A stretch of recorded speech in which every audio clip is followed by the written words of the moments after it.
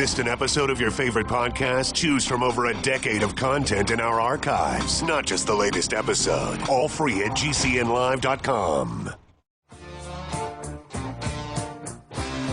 This is your call to action. Get prepared, America.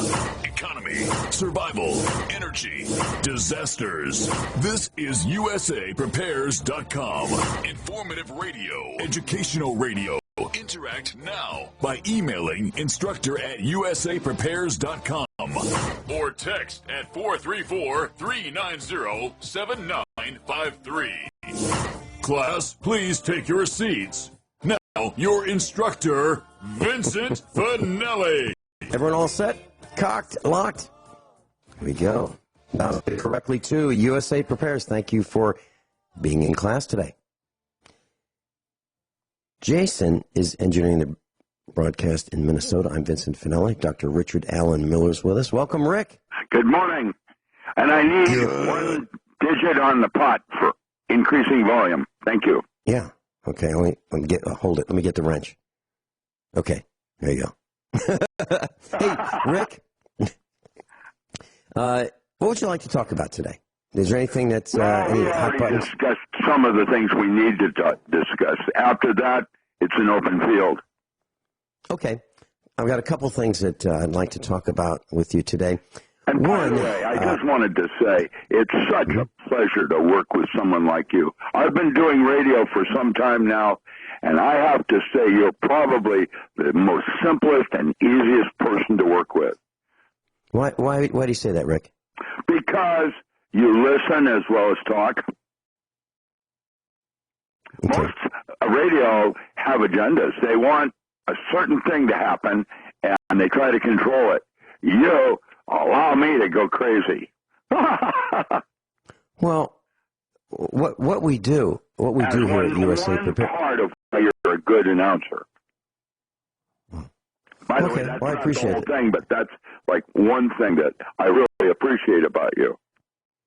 Well, thank you, Rick. And what we do here at USA Prepares is we're all volunteers, and nobody gets paid. And the plan is and always has been to share information that we are passionate about, that we are willing to let others know about.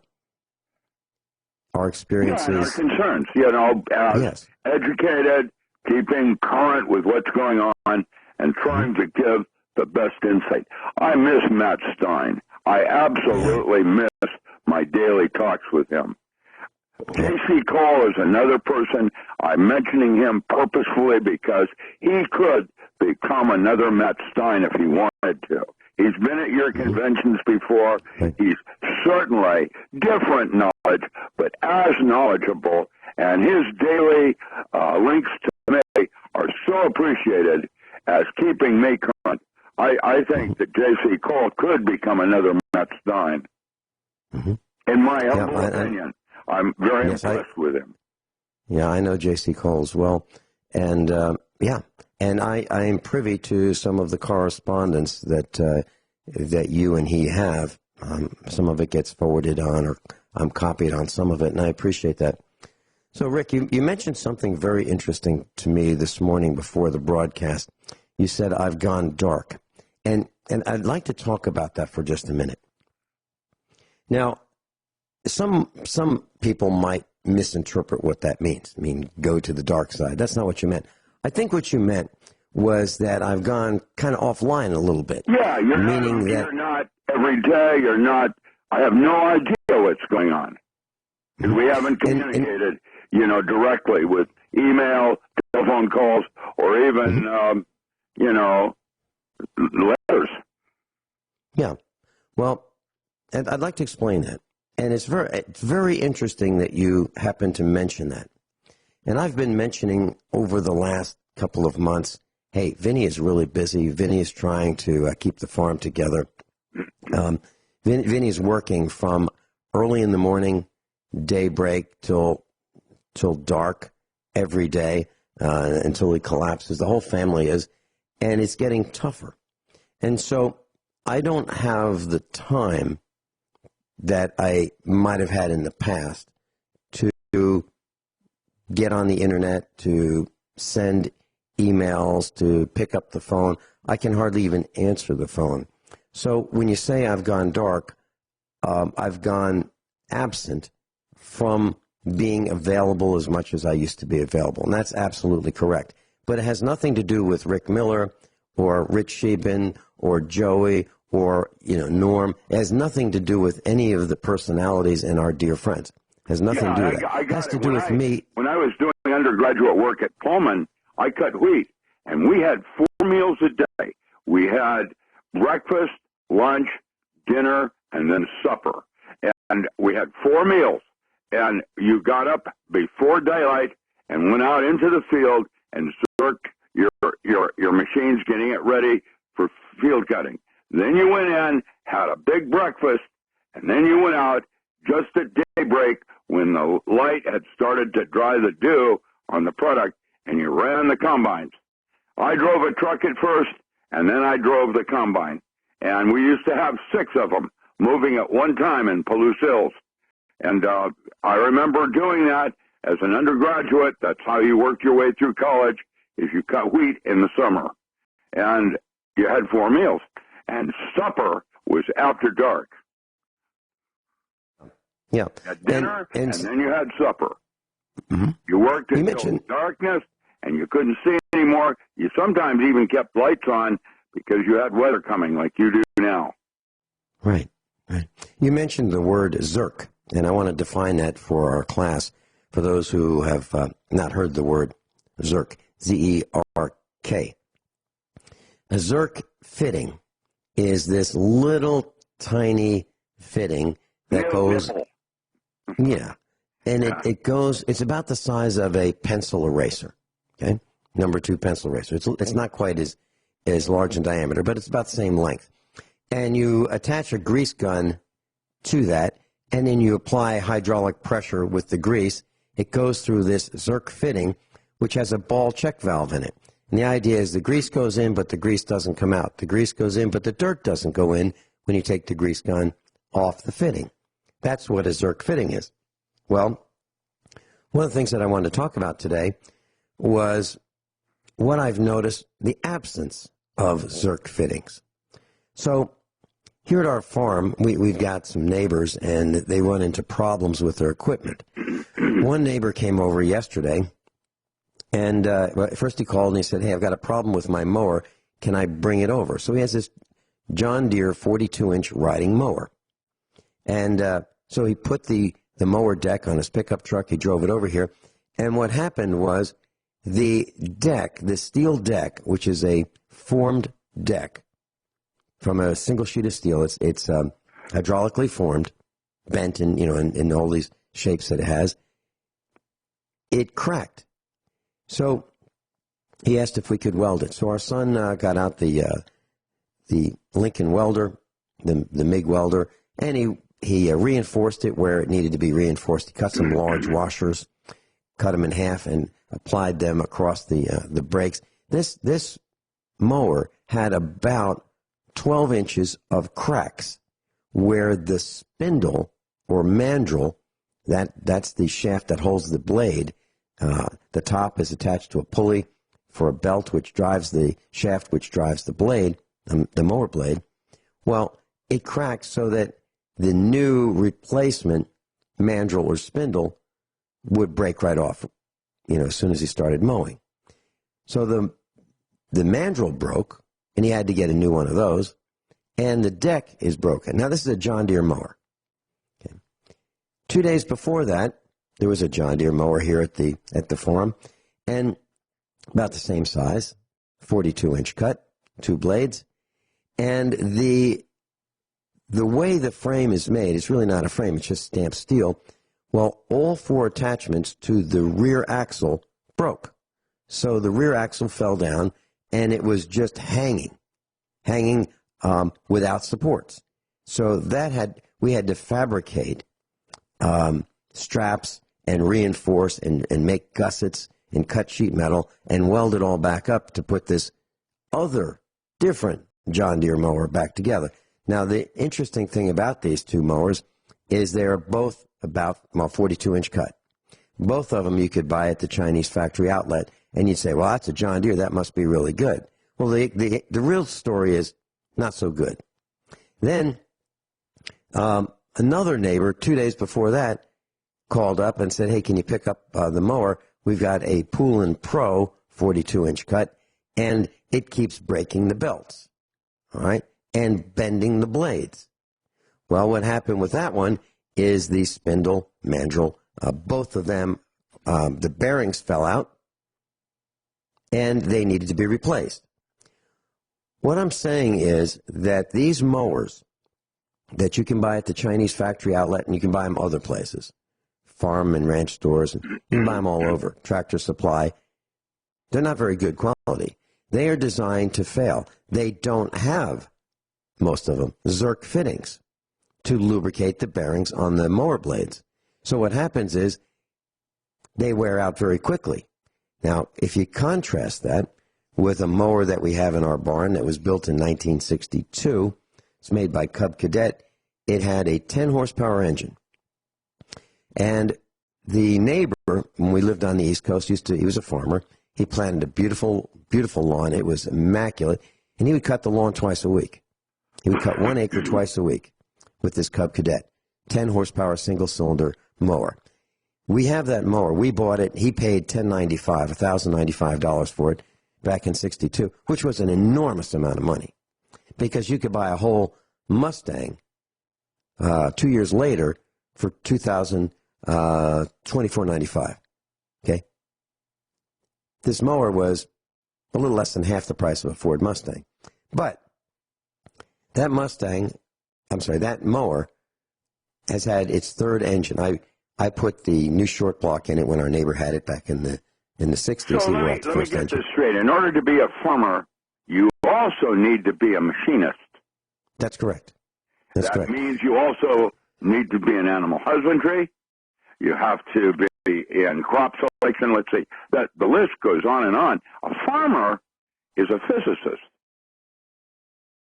Well, maybe a aspiring physicist or maybe a neophyte physicist. Well, in the field physics, because you have to figure out why something broke and then replace it because Mopar wants you to rotate.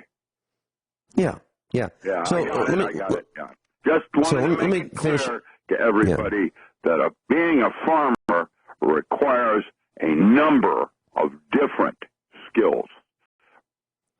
Okay, so we have this 1962 Cub Cadet 10-horsepower little lawnmower garden tractor in our barn. Now, it's on its third engine, and I put the remaining two engines in it. And the last one I put in was probably 20 years ago. It's still going strong. It's had 2 sets of mower blades. It's never had mower bearings or spindles because it had the Zerk fittings that you could grease. It has its original tires on the front. It has its original tires on the back. You can change. It has a transmission, 3 speeds forward, 1 speed reverse. It's never failed. No problems. The frame has never broken. The hood is still there. Original paint. Original everything except it wore out 2 engines, and it's on its third one. Nothing like these new mowers that are falling apart. The frames are falling apart. The tires only last 3, 4, 5 years before they rot. We'll be right back. Dr. Richard Allen Miller's with us, and we're talking about farm physics. And I'm trying to give you all a warning about what is happening across the manufacturing components of America, what large corporations have done to you. And I specifically called out John Deere and Poulin, the lawnmower riding mower company. And I'm explaining exactly what's happening. And I'd love to hear Rick's comments in just a minute. Let me just continue a little bit more. So we have this 10-horsepower 1962 Cub Cadet mower, and it was made by International Harvester. Now, I don't know of anything that International Harvester made that was junk. I don't know of a single product that wasn't top quality. I'm talking about International Harvester. They made farm machines. They made tractors. We have an International Harvester tractor.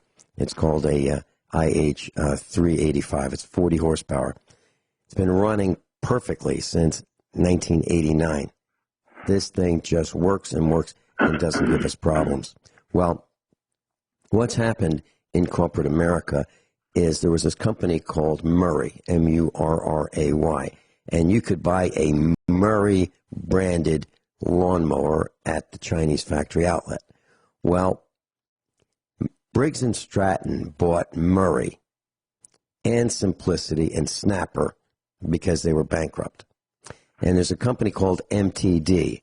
Now, that company owns now Cub Cadet, Troy-built, MTD Pro, MTD Gold, Yardman, White, Columbia, Mastercraft, Ryobi, Yard Pro. And they build, but they don't own Craftsman riding mowers. What we have found is that there are a lot of similarities in these mowers. And what we found is the spindles wear out because the mower spindles, the blade spindles, because they are greased for life. And what they've done for bearings, instead of using automotive wheel bearings that you could adjust and lubricate, they use automotive alternator bearings, model 203 and 204. And these bearings were never made to sustain the stresses and the vibration of those whirling mower blades at 3,000 RPM.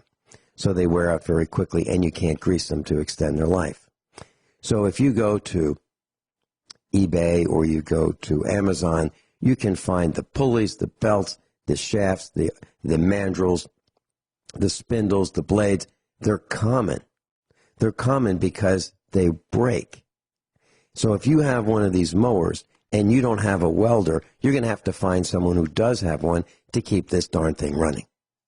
And I'm not exaggerating, because all of the mowers that we've seen here at the farm have welds that broke on the frame or on the mower deck. It's unbelievable. And I've never seen that with a Cub Cadet made by International Harvester or a Jacobson Chief. I've never seen that. I have comments. You know. Yes, I'd love to hear that. Yeah, that's why there was the concept of the DeLorean, where we took the very best of our technologies to make something last rather than design it for failure. Even batteries today are designed to, I mean, you can set your clutch to how long a battery will last. They're that precision designed to fail. And it's all about more expenditure than just going out and buying the best there is. And today, you can't buy the best there is, because there used to be that there were two ways things were sold.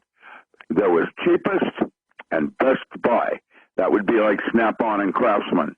Those accesses are no longer available because everything is cheapest. There's 7 or 8 different companies that compete for cheapest, and they're all designed for failure. And that is China. Back in 1971, I was hired as a young mechanic working for Sears, Roebuck and Company. I've told this story before, but it bears repeating. This will explain exactly what you're talking about with the battery situation. I don't have enough time to get into it. We're going into a bottom of the hour break. But I'm going to tell you about the Sears Die-Hard battery and what I know about it. It's another fraud. And I'll tell you exactly what I mean by that when we come back. Class, we're talking about farm physics with our physicist, Dr. Richard Allen Miller. And what I'm talking about actually relates to physics. And so here's the rest of the story. There's just 2 things I'd like to share with you before we continue on to the next topic. So Sears, I was a young mechanic at Sears, Roebuck and Company, and I had my own bay, and customers would be directed to me based on what the shop foreman wanted me to do. So I worked on mufflers and all kinds of fixing car problems in the bay that was assigned to me. But I used to race cars back then, And Sears came out with what was called the die-hard battery in like the early 1970s. And so I went to the shop foreman and I said, I don't get it. If I want to buy a battery from any place else, it will have a 12-month or 24-month or 36-month warranty. The strongest warranty on any competitor's battery was 36 months. But our Sears Die-Hard battery had a 48-month guarantee, and it didn't come in a black plastic box. It came in a white plastic box with a black top. Ours looked different. It looked cleaner. It looked nicer, and it had a stronger guarantee. What's up? How can we do that when the others can't? He said, we can't do it either. He said, what we do is we take a 36-month battery and we guarantee it for 48 months. So when it fails around 36 months, the customer comes in and says, geez, my battery failed. And we go, okay, well, you still have part of the warranty. You still have 12 months remaining. So we're going to give you 12 months worth of credit on your next battery that you're going to buy from us. So we had battery customers for life because we promised something that we couldn't deliver. Absolutely true. Selling something we didn't have. Guaranteeing something we couldn't meet the guarantee. They would not last 48 months. But that's what we did. Back to the lawnmowers. Back in the 1960s, a lawnmower, a wheel horse or Jacobson Chief or an International Cub Cadet were 5.5 horsepower on the low end, or 7 or 8 or 10. That was it. And you could ride around on it. It had a manual transmission, had a clutch, and had traditional steering, and it lasted really long. And it was repairable. Well, single cylinder. But that's not the case anymore. You can't buy them anymore. Now, the mowers are around 20 horsepower or more. And they have automatic transmissions that cause problems. And you need that much horsepower to waste it in the transmission. As a matter of fact, there's so much waste in the transmission generating heat that you have to have a fan blowing on the transmission and axle to keep it cool so it doesn't overheat and fail. So you've got extra horsepower that you're paying for with extra gasoline so that you can ride around with an automatic transmission rather than have first, second, and third gear. Because I guess Americans are too stupid to learn how to use a manual transmission on a lawnmower. Any comments, Rick? Yeah, no, I don't have anything further to say about this BS. But it's all true. Everything I said is true. So many years ago, and there's a common thread through this whole thing. Many years ago, between the years of 1989 and 1993, we had a vice president. He was vice president number 44. He was on the dole with a guy by the name of George Herbert Walker Bush, who was the president. And Dan Quayle, the vice president, was known for making mistakes during speeches. And when he said things, he was known for flubs, mistakes. And you're wondering, why is this guy vice president when he makes so many mistakes? Well, he was on stage, on camera, at the United Negro College Fund event. And their slogan at that time, they were begging for money for black people to send them to college. Their slogan, when they were begging for money, was, "A mind is a terrible thing to waste." It stuck with me all these years, 30 years, I remember. A mind is a terrible thing to waste. Dan Quayle was on stage at that event with the United Negro College Fund, begging for money. And he got it a little different. He said, instead of "a mind is a terrible thing to waste," because he was going to use their slogan, their motto, what came out of his mouth was, "It's terrible when you lose your mind." Now, some people thought he made a mistake.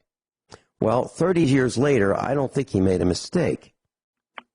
I think he was just 30 years early, because I believe it is terrible when you lose your mind, and I believe that most people in the United States have lost their minds. And it is terrible. And why is that? Why have we lost our minds? And let me give you a couple examples. So what I'm talking about is people who are millennials, not all millennials, not everybody, but too many of them, up to the age of, in the 40s. They're confused. They want something, but they don't know what it is. They want it, and they want it now, but they don't know what it is. They deserve to be happy, but they don't know how to be happy. They want their friends to like them, but they're mean to their friends. They yell at their friends. They block them. Imagine this. Imagine having a feature on your phone where you can block someone who used to be your friend 3 minutes ago. I hate him. I hate her. I don't want them ever calling me again. I wish they would die. So they block them. This is what's happening in the United States of America. So we don't know how to talk to people. When we go to someone's house, we pull out our phone and we sit down at their kitchen table and we look at our phone. Or we go to a restaurant, and I'm not talking about me or you or Rick. I'm talking about the GDP. We go to a restaurant, pull out our phone, and we check our messages. Instead of looking at the person across the table from us, who we should be delighted to spend time with. But that darn phone is more important. So what has happened is we have become addicted to the newest thing. And if we can't figure out what it is, we go looking for it. Like, did anybody call me? Did anybody send me a message? Did anybody send me a text? Do they like me? Did they like the picture I just sent them? So young people collect likes. They collect images.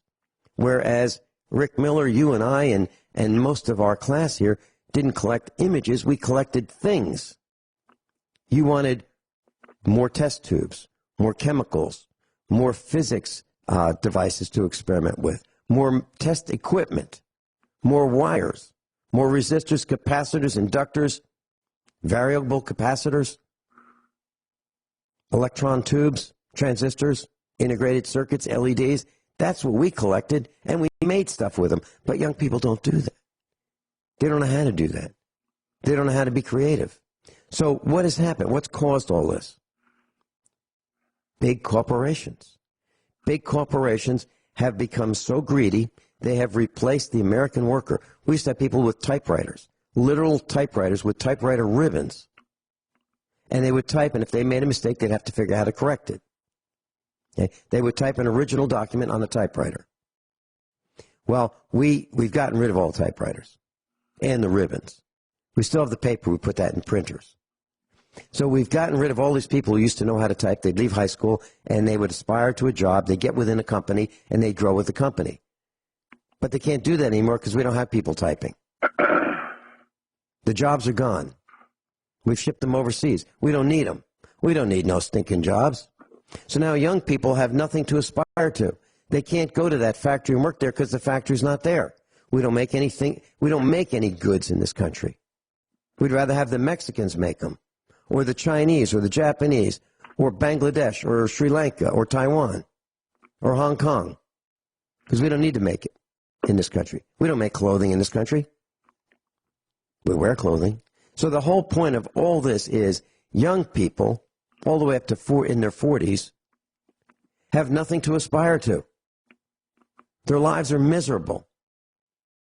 They want it, but they don't know what it is, and they can't figure it out, and they can't achieve it. So they go to school because they've been conned into going to school so they can learn how to do something so they can get that job that doesn't exist. And they don't teach entrepreneurship in schools, so these young people are lost. And if you don't think they're lost, just drive down the highway and see how long it takes for someone to give you the finger. Rick, have I lost my mind, or do you think this is kind of accurate? Did I lose Rick? I'm sorry? Did I lose you? No, I can't hear you very well. Okay, so I've been on a rant about what's wrong with America and how we've destroyed the jobs. Well, there are no jobs. It's all trade wars, and we're in them right now. And the tariffs against Mexico for the long lines of illegal aliens wanting to come in to have a better life here. it's a war is going on, literally, and it's affecting your quality of life. And you are in, as a civilian, with no clue on what's really going on. And China is after America. And there is a literal war going on with the quality of lifestyle that you used to know as had become accustomed to. It's gone. Yeah, it's gone, and I don't think it's coming back. That's why I don't buy anything new anymore, especially automobiles and or any kind of moving appliance like a vacuum cleaner, anything. Electrolux. You know, what is going on in America is that we no longer make those things. They're made in other countries. It's terrible. When you say Electrolux, are you talking about like that old Electrolux vacuum? Like I'm talking about my Datsun 280Z. Mm-hmm. Well, I thought, okay, so when you talked about Electrolux, that brings to mind that lasts for a lifetime vacuum cleaner that was You only need one. It lasts for 50 years. Right. Well, my hammers, my chisels, my crowbars, all of those things that were made in forges here in America. Okay, so Electrolux has changed. They must have gotten some young accountants who decided that they had a better way and they could thin the product out every way imaginable. So Electrolux is the parent company for Frigidaire. And I wanted to buy Whirlpool appliances like the refrigerator and freezer in our kitchen. Well, they were discontinued. I was building kitchen cabinets, and I made them to custom fit the Whirlpool refrigerator and freezer. Well, Whirlpool discontinued it, so I had to buy the next closest fit, and that was Frigidaire. Frigidaire is owned by Electrolux, and Frigidaire appliances, they have thinned out the plastic liner on the doors so much that if you put some jars on the door, it will fall through the door and crack the plastic liner.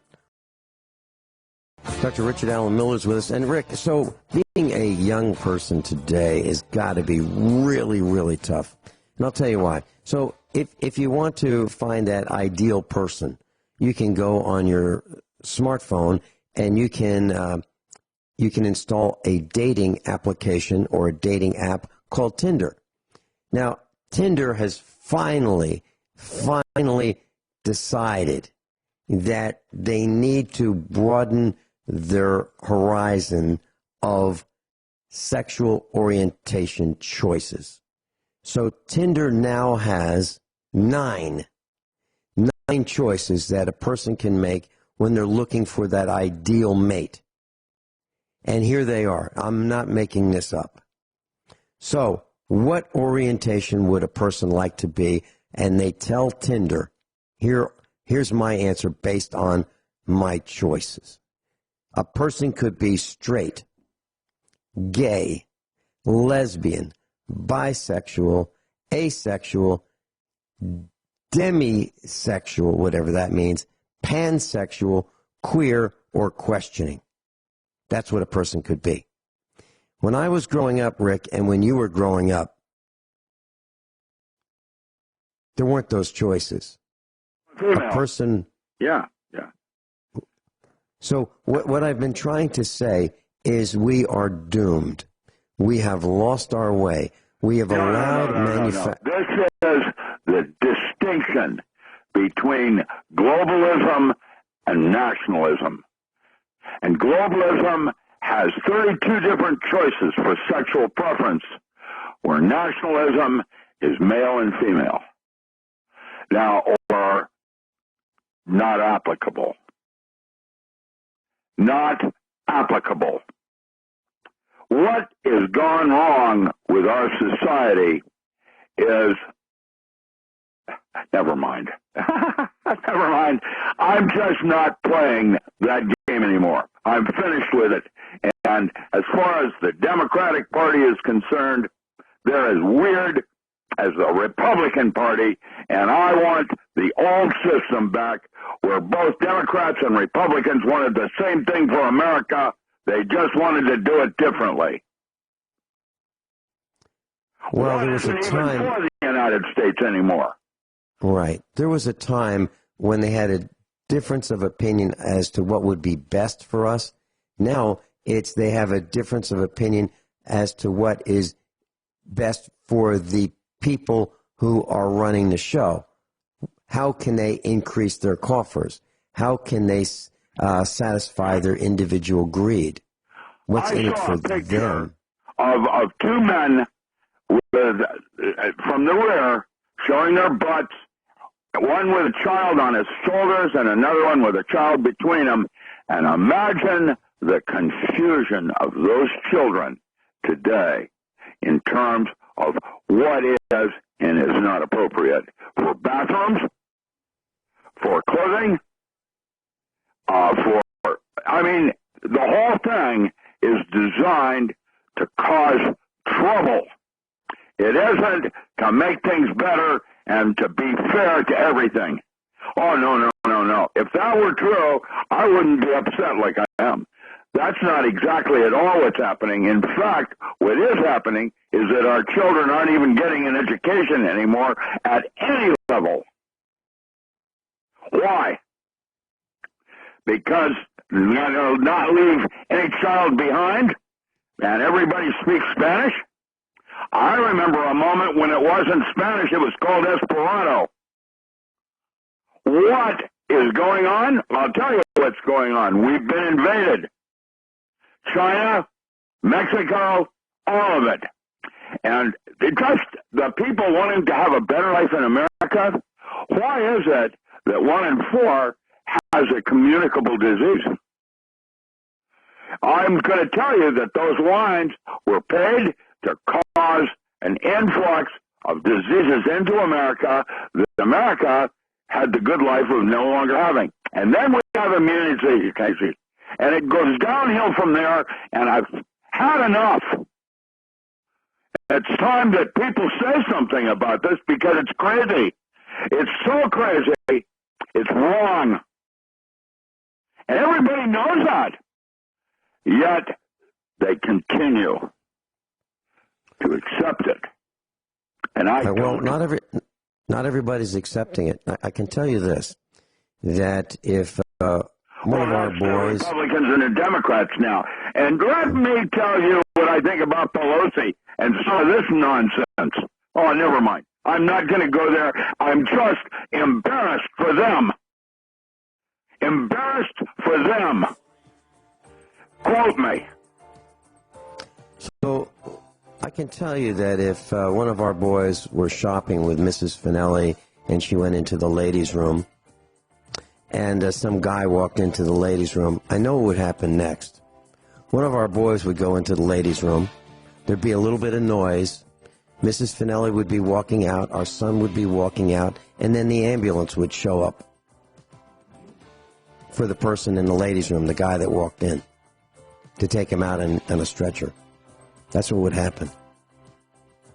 I know that would happen. Because it's wrong. It's absolutely wrong. And we're falling down. And we need to say things. Rick Miller and I'll be right back. Everyone all set? Hour number 2 of USA Prepares with Dr. Richard Allen Miller. Gene in Kentucky, welcome. Vincent Finelli and Dr. Richard Allen Miller. Enjoy listening, y'all.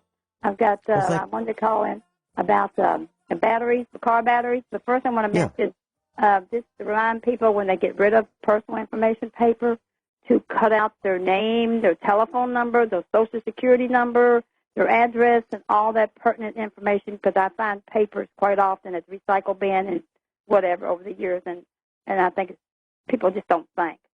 Another thing is I had I've been talking about the way things used to be. I had a lifetime alignment from Sears for my 1978 Impala, and every time I took it in, the guys at the counter couldn't believe I still had it. I said, yes, I've still got this paper, and I'm holding on to it. I made a Xerox copy of it because it was lifetime, and they had to do it free.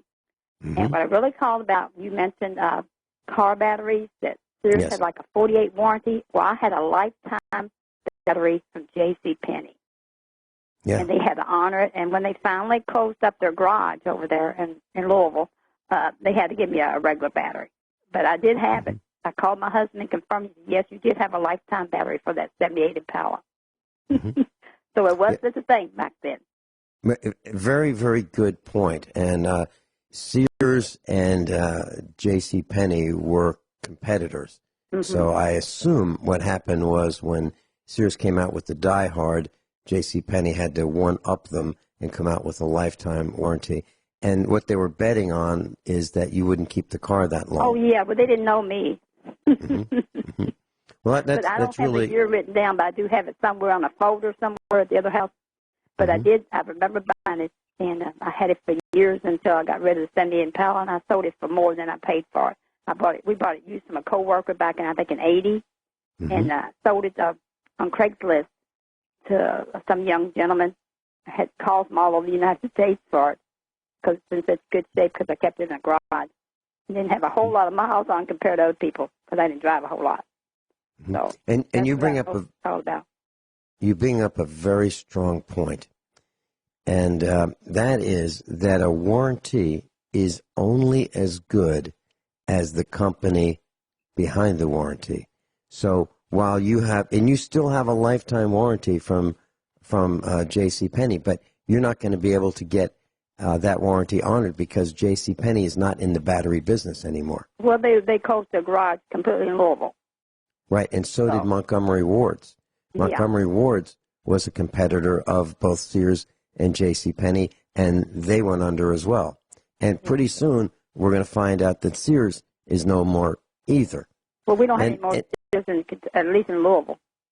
Mm-hmm.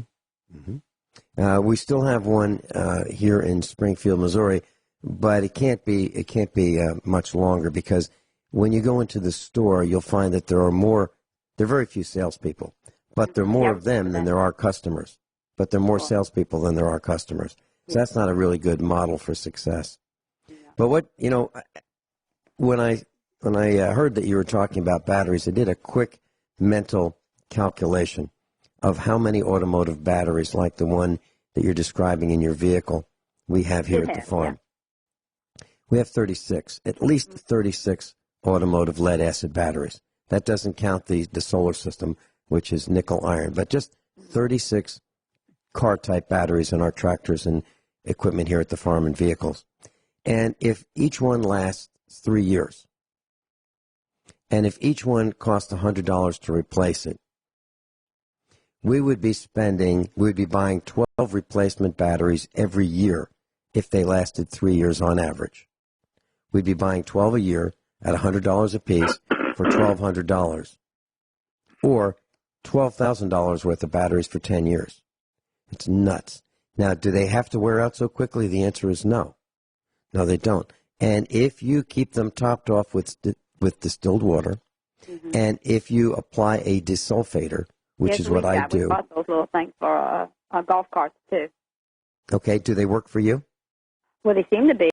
We've got it for, well, he's still got to put one on this one I've got here, but we've had them on it for several years, and I guess they're helping, especially when we're not there for periods of time. Mm-hmm. Well, what I have found is that I have automotive batteries on vehicles that are 10 years old, and I know that hardly anybody has a 10-year-old automotive battery because they don't last that long. But if you apply a desulfator, and what I do is I have 3 of them. I have 3 desulfators. Actually, I have more. I probably have 6 of them. 3 of them that are more powerful than the other 3. And I have them, they're running all the time. They run 24 hours a day on some battery. And what I do is I move them. I'll leave them on for a few days, move the desulfator to another battery, leave it on for a few days, and keep moving it. And what happens is I'm slowly rejuvenating all these batteries, and I haven't had to buy very many in years. Rick, do you have any comments on battery desulfating? Well, look at what's going on with Harbor Freight, and their selling of batteries. and how cheap they are and how long they last and how much our dump sites are now full of batteries that are toxic. What type of batteries do they sell? Well, I'm sorry? What type of batteries does Harbor Freight sell? Oh, 2Bs, A's, flashlight batteries, those kinds of batteries. Yeah. I thought you meant car batteries. Yeah. Car batteries are the same thing, only different, but they have really ramped up on batteries for all kinds of small handheld appliances and things related. And then you have the rechargeables. And, it's all a bunch of hooey. Ooh, now I've got a rechargeable headlight. I love it. I use it every night outside in my garden. And it lasts for several hours on low. It's like $22 from Walmart. It's the Ozark Trail. I think I got 3 or 4. I love them. I keep them charged with a little USB cord that plugs into the adapter and there's a socket. And they work really fine. It's one of the few rechargeable things that's really worked out for me. Let me give you, Gene. Let me give you some advice about. That's an LED. I'm sure. Yeah, that's true. Okay, all right. So what I have found in my research is that the LED lights without an ultraviolet filter will damage your eyes permanently. Well, I don't look at it. No, I know you don't. I'm just saying. I want our class to know that you do not want to look directly at an LED light, whether it be in your kitchen, your living room. And unfortunately, we all look at them because they are the backlighting for the screens of our flat screen televisions and computer monitors. That's the problem. So it's really dangerous. Rick, you want to tell us? And everything else. That's why Black Mirror is now going to have a new season. It's like the Twilight Zone. Rick, you want to tell us about UV light and why it's so dangerous? Well, they're being used by at least Josephine County Police. You can see their lighting 4 times further away than radar can touch you. It's not, they're toxic. And they're so bright, you can't even look at them when you're driving in traffic. And in fact, in my humble opinion, they're a danger to traffic. I think extraterrestrials can see the police lights from above. And I think they're laughing at us, saying, look at those jerks. They have no idea. They're blinding themselves. And these guys walking around with guns and clubs and tasers and blue and black uniforms, those are the guys doing all this. They're the dumbest of the whole bunch. I think the extraterrestrials are laughing at us. Or manipulating or doing something like that, yeah. Gene, may I ask you a question? I don't think we've ever talked before. No, I've emailed you. What can we do at USA Prepares to do a better job? Normally I ask someone privately on a telephone call. Let's just do it worldwide. What can we do at USA Prepares to do a better job, Gene? Nothing. I think you're fabulous. I listen to it usually on podcasts. Usually I'm outside, and I need to get outside my garden in between all the rain we're having. I know you said you're having 17 days of rain. I don't know how many we're having, but I'm doing raised beds with hoop houses and putting white tarps over them. So I can hopefully get some. How's the flooding in Kentucky? I'm not sure, but it's supposed to get a lot more rain because I'm on here at this place. I'm on hill. There's a lot of hills in this town here, and I'm close to creek bottom, but my garden's up closer to the houses here, and I mean, like I said, raised beds are like a 3-foot tall out of hardware cloth, wiring, and cardboard and landscape fabric, and fill the bottoms with old logs and sticks and others, so I don't have to use so much dirt and topsoil and compost that I buy. So I'm hoping that works out for me. We did last year at the other house, but I'm not sure about this year because a lot of people are planting in the regular ground. Is there flooding in Kentucky? I'm sure there have been. I'm not sure because, like I said, I don't go many places. I see. Yeah. But I'm sure it has been. I know I've heard Vincent. And you haven't heard anything from farmers and what's happening with corn and some of the other basic crops? No, unless I go to like a filling station or something. I talked to a gentleman that I buy produce from on the way to the lake house, and he said he probably can't get out in his field.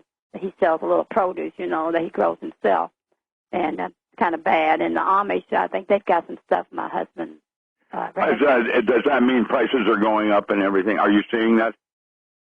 Going up? What do you mean? Yeah, the cost of lettuce. Oh, I'm not sure because like I haven't bought a whole lot this year from the farmer's market, but I'm sure it has. Yeah. I'm sure it will because so much the food chain has, the food supply is gone and animals have been drowned and stuff. I hear on the news and stuff. So that's terrible. Correct. Yeah. Whatever. So I try to tell the young people and they roll their eyes. Yeah.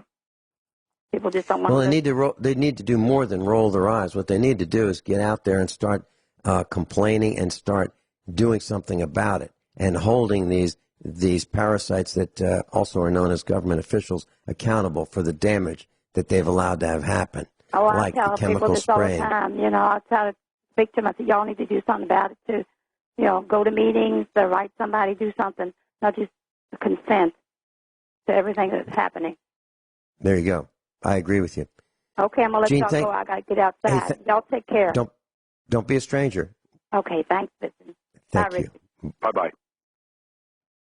That was Gene. Robert in Kansas, welcome. Hey, Vincent, thanks for the call. This is bothering me. Have you guys noticed how everything is anti-man? Everything is anti-white. Everything is anti-family in general. As far as a culture war that's going on, do they just want to get rid of all the white people? Is that what they want to do? No, it's going to be terrible if that happens. It'll be absolutely terrible. I'll tell you what, Robert, hold that thought. We'll be right back with Dr. Richard Allen Miller after these few short commercial announcements. And there are fewer commercial announcements because we've gotten rid of all the ones that we own here at USA Prepares. So the only ones that... Dr. Richard Allen Miller's with us. Robert is in Kansas.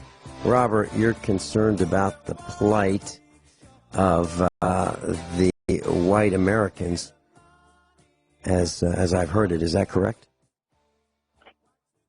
I'm just saying, Vincent, that it's pretty obvious that they're against men, any good man who wants to lead in the right way. They're against white people in general. I think white men mostly, but where do white men come from, right?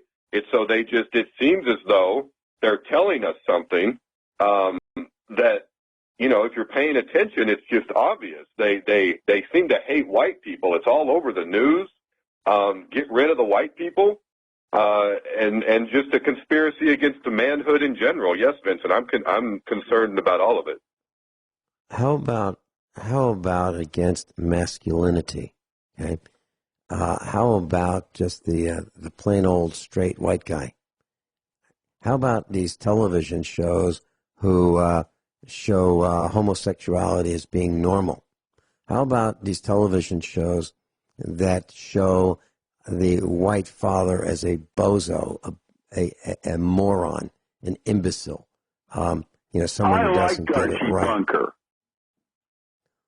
Well, of course, he said what was on his mind. He said what was on his mind. Well, I'm talking about these other shows like Tim the Tool Man. They showed him as an imbecile, as a guy who got it wrong all the time. They show family strife. They show. I was listening to some commercials on the radio. Not Genesis Communications Network, not Republic Broadcasting Network, but I'm talking about over-the-air radio, AM and FM, trying to see if there's anything worth listening to in the broadcast market of Springfield, Missouri. The commercials are idiotic.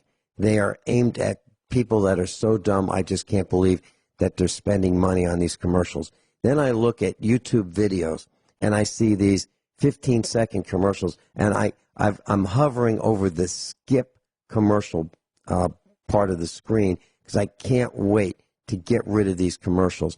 They are for the dumbest people on the planet. Why would anybody pay attention to these? I don't even know what they are. because I turn off the message. Now, if I didn't turn off the message, what I would do is I'd take note as to what these companies are and make sure I never bought their products, because they are advertising to the dumbest of the dumb.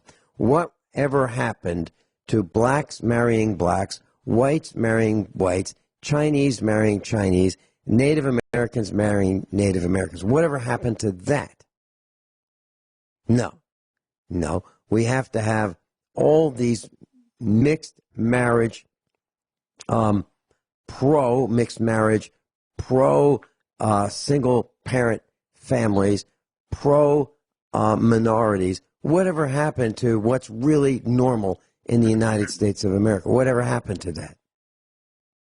We're being told that it's not normal. Our daughter went to the university when she was 14 years old. We homeschooled her, and she was ready for learning at the university level at 14 years old, and we drove her. And that's where she learned that being a faggot is just another way. It's okay. It's just another way. And she would come home, and I go, no. It's not just another way. I would say, look, if these guys were plumbers, there'd be leaks everywhere. It doesn't work like that. Robert, any comments? Well, Vincent, you're right on. I think with all the programming, the schooling, they've convinced white people to hate themselves, then to hate their families, and by extension, their race. And they just see that they're trying to make white people into the evil, especially the white man. And you have to wonder about a system, what they're actually telling you. Like, they're saying that this is who we fear. This is what you don't listen to. This is what you need to, not have as your leadership. You need to have minority women who are preferably queer in some manner to lead you everywhere. And that's what the UN, the world government, whoever's trying to destroy the white nations, okay, that's what they want to do, it seems like, just to get rid of all masculine leadership, especially if So I have a question. Is a Mexican white or black? He's neither, is he? What is he? And what has happened when someone asks me where the Mexican border is? I live in Oregon, and I say that it's 60 miles north of me. RichardAllenMiller.com. And Robert in Kansas is with us, and he was talking about whites. So here's what I know. There are such things at university level, educational establishments called black student unions. I do not know of a single white student union. I don't know of a single all-white fraternity or a single all-white sorority. But I can name several black fraternities. Alpha Phi Alpha fraternity. Alpha Kappa Alpha sorority. Kappa Alpha Psi fraternity. Omega Psi Phi fraternity. Delta Sigma Theta sorority. Phi Beta Sigma fraternity. Zeta Phi Beta sorority. Sigma Gamma Rho sorority. Iota Phi Theta fraternity. All black. So why is it? Why is it that it's okay to have all black organizations, excluding whites, but it's not okay to have white organizations excluding others? Why? Just asking. Robert, any comments? I don't have an answer for you, Vincent, except it's illegal pretty much to show white identity. So if you were to say I am who I am based on my ancestry and I'm white, just like everyone else will say they're black or they're Asian or whatever, African, I guess, if they just say it's not okay for you, it's basically you're a white supremacist, you're a Nazi if you don't want to race mix, if you don't want to destroy the white race in many different ways, then you're now a Nazi. That's what they're saying. So that's pretty much where we are, where if you don't want to kill off the white people, you're a Nazi.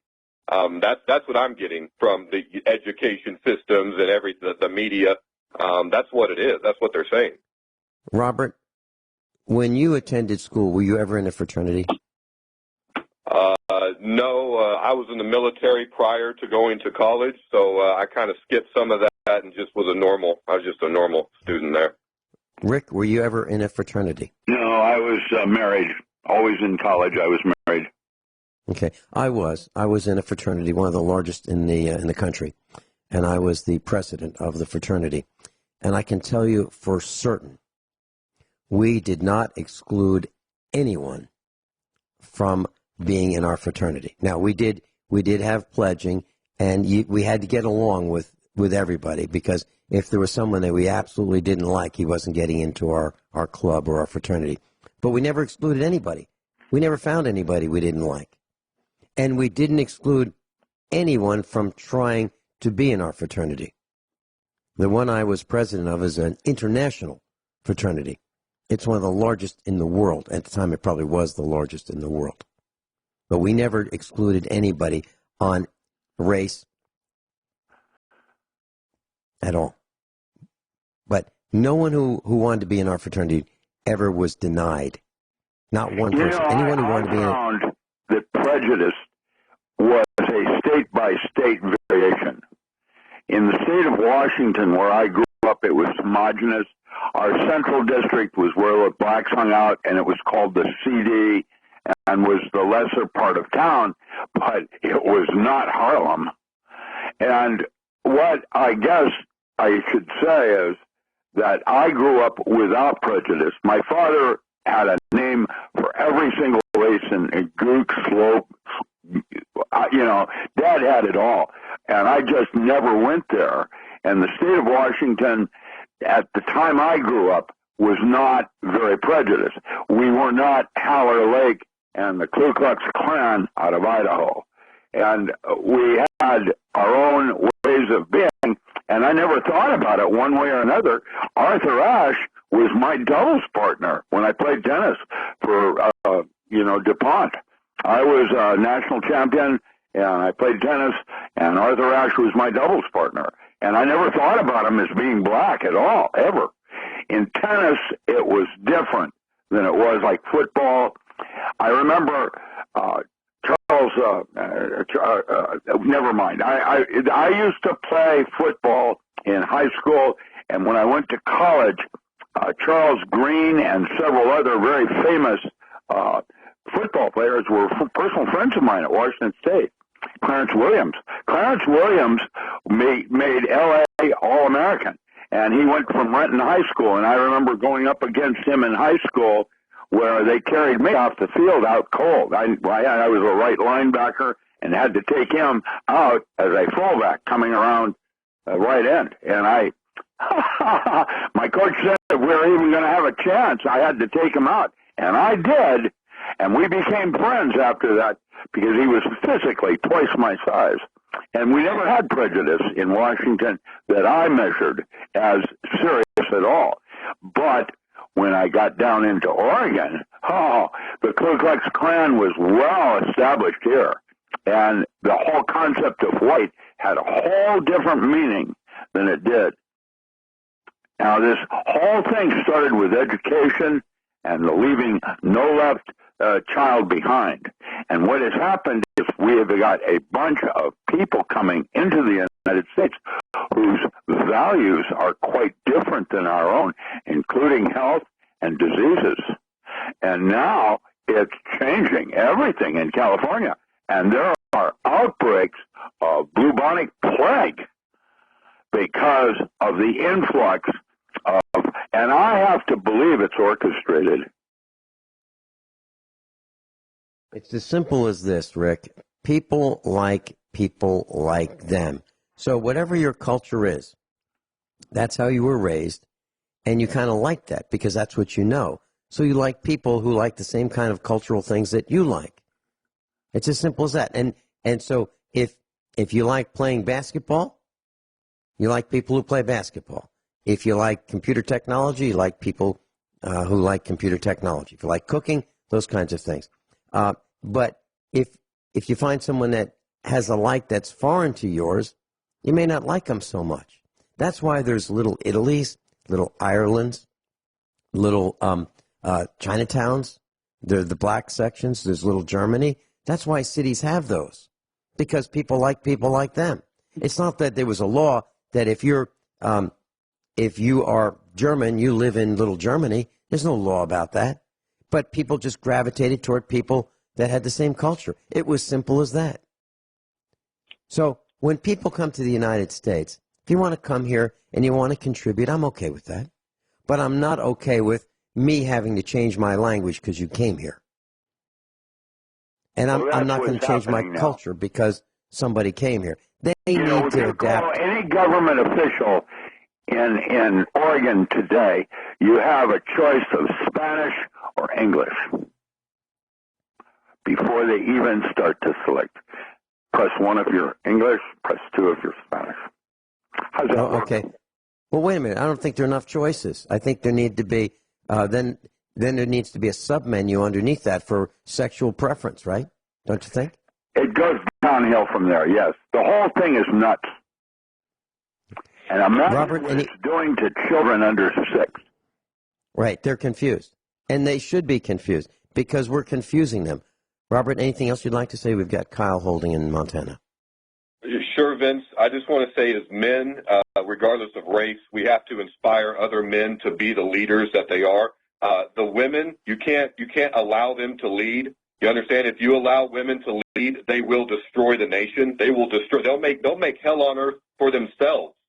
Okay, so as men, I don't care what race you are, you need to lead. You need to lead your family, your community, and everything that you can as a man the right way. You have to lead the right way, and the things will get better. And so we have to get these women out of leadership positions. We have to stop voting for them, and the women have to be put back where they belong. They are the heart of humanity. They are everything, where all life comes from. And if they're not in the home, they're not teaching the kids, they're not caring for the husband, I mean, the whole society falls apart. And that's what they've done. And that's how we get our kids back. That's how we restore power, is that we play the role that God gave us to play. And that's what we're not doing. All right, Vincent. I'll hang up. Quickly, I've got a quick comment. Mrs. Finelli expects me to lead our family. Mrs. Finelli expects me to lead our family. It's as simple as that. Now, it's not like she is a lesser of a person, but she expects me to be the leader. That's why she married me.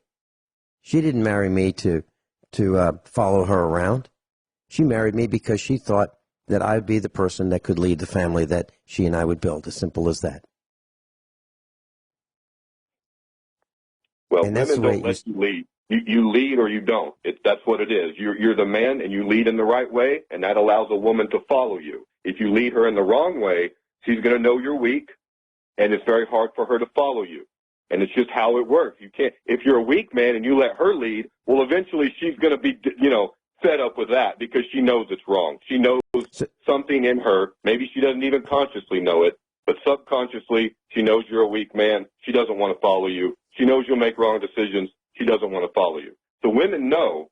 It's just they have to have a good man to lead them, and they're able to be the woman that they're supposed to be. That's what it is. Well said, Robert. So Thanks so much. Weak men are the problem. That's what it is. All right. Goodbye, Vince.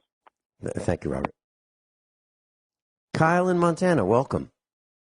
Good morning, Vince. I totally agree with Robert. We got to stop. We got to get women out of the government. But and it's not that they're less, but they're more emotionally based.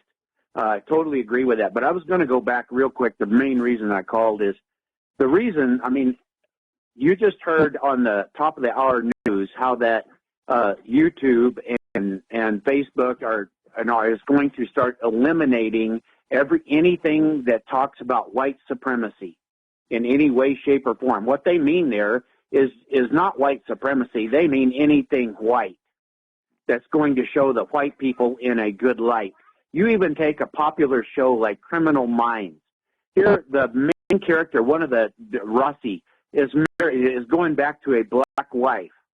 One of the other ladies there, her husband is an ex-cop, and he's now staying home with the kids while she is Mrs. FBI profiler, super-duper, pooper-scooper woman. And the same thing, every single, you look at this, in in positions of leadership, you will find 1 out of 10 of those that they show on that program is a white male. They're always, and you know, they're half the time those are corrupt. It's a coordinated attack against the white male. There are some facts that people need to look up. Did you know that, Vince, the highest divorce rate possible in the entire nation is an interracial marriage? I'll hold makes sense break to me. And then I'll get back with you. Yeah, it makes sense to me. Okay. Sure. Right after these few commercial announcements, Kyle will be back, Rick will be back, and I'll be back. Class, you just heard the big voice of Ron Allen, who said, at the controls, Vincent Finelli. Okay?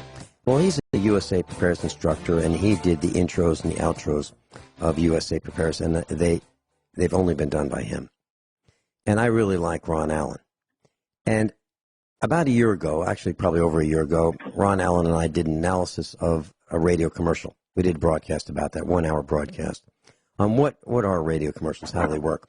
And Kyle, you called in, and I'm paraphrasing, and you were saying, so Ron, why is it that on television they show the white father as a bozo, a jerk, and an imbecile? Why do they do that?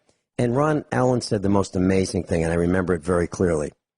He said, well, Kyle, many men identify with those imbeciles. They think, hey, that's me. Do you remember that? Yep, I remember it vividly.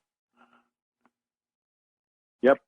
You know, Vince, that's just the reality. If you put something in front of somebody so long by watching television, listening to radio, and you're told you're stupid for so long, eventually you start believing it. You know, there's just a reality. It took me like 45 minutes on a computer one time at the library to find out. I had to dig because the information had been so manipulated. But you get down to statistics. Approximately 12.5% to 13% of this country is black. And about the same amount is our Mexican descent, right, or Hispanic, however you want to call that. They equal somewhere between 25 and 27% of the population. But the reality is they are almost 70% of the penal system together, and they're almost 80% of the welfare system together. 26 to 27% of the population creates that kind of trouble for the rest of the country. And if you will look, I'm not saying there ain't really smart black guys and smart Hispanic people, because there are a few. There are some. But the reality is, if you dig down and you want to find just statistics, you will find that the average black is 15 points lower on an IQ test than a white. And the average Hispanic is 10 points lower than the average white. That's just reality. So if you want to dumb down the entire population, you will go after the one thing that holds it all together, and that is the white male. Because if they can get us down and drive us into the dirt or gain control over us, I guarantee you that will be one of the reasons that they take this nation right to its knees. That's just a fact. And I think USA Prepares is in their sights. I think they want to take us down. Class, we are one of 4 surviving broadcasts that is not paying to be on the air. One of 4. Let me say it a different way. Of all the broadcasts on the network, there's only 4. USA Prepares is one that's not paying to be on the air. The rest are gone for whatever reason. So money talks. I'm not complaining. I'm just saying that's the facts. That's the facts as I've learned them. So there are paid broadcasts that are pro Donald Trump. There are paid broadcasts that are anti-Donald Trump. It's ridiculous.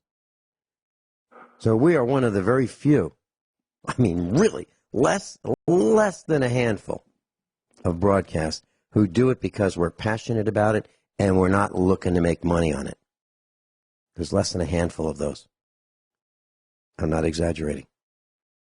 So I don't know how much longer we're going to be around. I'm willing to stay the duration. I've been fired a bunch of times.